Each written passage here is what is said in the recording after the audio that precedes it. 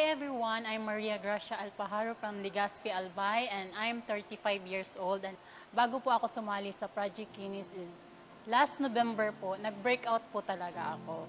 And one time po, nakita ko po yung post ni Miss Glenda sa page niya po sa Facebook. And naghanap po sila yung 10 participants para po sa Project Kinis po.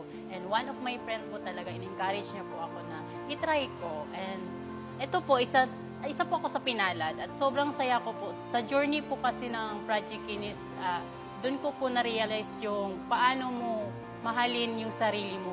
And ito po yung aking photo nung nag-umpisa po akong gumamit ng Brilliant Rejuve set. Yan po siya. And ito po yung mga second week, third week po na photos na update ko po. Medyo may clear skin na din konti, pero po ang mahalaga po yung naging resulta.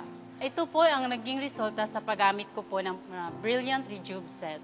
Sa paggamit ko po ng Brilliant Rejuve set, sobrang ganda po siya sa skin talaga natin. Kailangan lang po natin na consistent po tayo gumamit. Sa lahat ng willing na gustong bumalik yung confidence sa sarili, at kung sakali man pong bumalik yung Project Kinis campaign, huwag po kayong mahesitate na sumali dahil malaki po ang opportunity na maaaring mangyayari sa buhay niyo po.